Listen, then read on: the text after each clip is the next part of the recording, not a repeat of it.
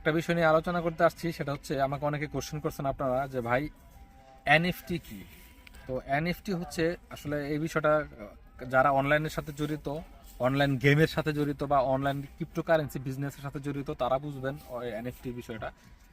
হয়তো অন্যরা নাও বুঝতে পারেন। তো যাদের কোশ্চেন করছেন তাদের জন্য বলি, এনএফটি হচ্ছে নন ফাঞ্জেবল টোকেন। মানে যেই টোকেনটা এমন একটা টোকেন যেটা আর দ্বিতীয় কোনো কপি হবে না, একমাত্র একটা কপি থাকবে দুনিয়াতে এবং সেটার মালিক একজনই থাকবে।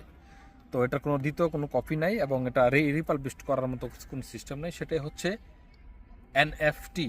তো এনএফটি কেনা বেচা নিয়ে আর কথা বলি, সেটা হচ্ছে এনএফটির একটা রেট আছে। এক একটা এনএফটি এক এক রেটের থাকে এবং সেটা অনেক হাই রেটেড ভ্যালুতে বিক্রি করা হয়। এনএফটি বিষয়টা হচ্ছে, আপনাদের একটা বিষয় বুঝাই, মোনালিসার ছবি আছে, পিকচার আছে না, দ্য লিওনার্দো দা ভিঞ্চি মনে হয় যে এটার প্রিন্ট করেছিলেন আর কি, উনি হলো মেন মালিক। তো এই যে মোনালিসার যে পিকচারটা, মোনালিসার পিকচার কিন্তু অহরহ মানুষ প্রিন্ট করে বিক্রি করতেছে, সেটা হচ্ছে কপি, এটা কিন্তু মেন না।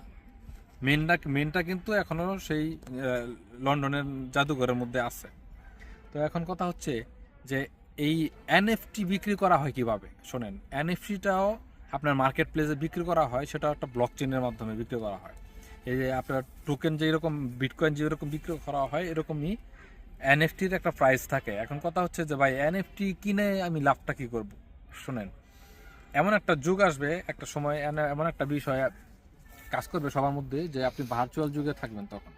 তখন আপনার এই যে এখন যেমন আমরা অনেক কিছুই করি, আর্থিক টাকা মানে টাচেবল যে মানিগুলা, যেগুলো আমরা ধরতে পারি, হাতে ধরতে পারি, এইসব টাকার বা ডলারের মাধ্যমে আমরা কেনাবেচা করি বা লেনদেন করি, একটা সময় আসবে সব আপনার শুধু কারেন্সির মাধ্যমে থাকবে, আপনি ধরতেও পারবেন না, ছুঁইতেও পারবেন না, এমন একটা সময় আসবে।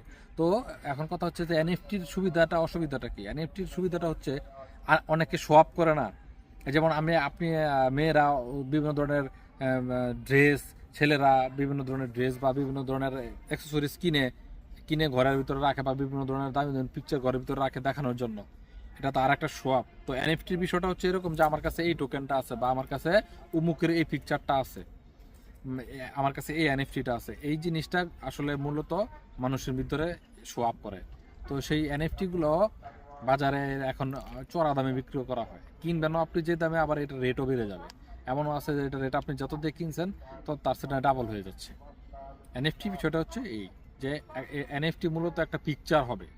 এনএফটি একটা পিকচার, সেই পিকচারটা আপনি কিনবেন ডলার দিয়ে, সেটা আপনার 150, 200, 3000, 5000 ডলার দিয়ে কিনবেন, সেটা কিনে আপনি সেটার মালিক হয়ে গেলেন। এবং সেটা আবার আপনি চাইলে বিক্রি করে দিতে পারেন, আবার চাইলে আপনার কাছে আপনি রেখেও দিতে পারেন যে না, এটার মালিক আমি, সবাই জানুক যে আমি এটার মালিক।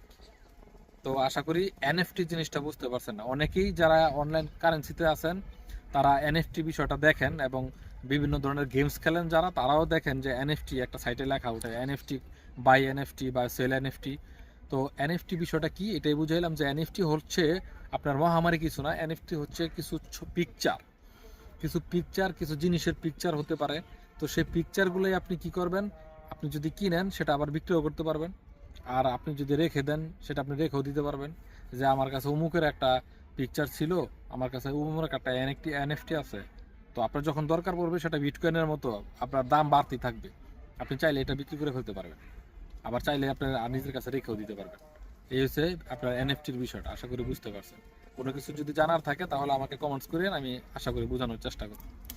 আজ এ পর্যন্তই, ভালো থাকবেন, আল্লাহ হাফেজ।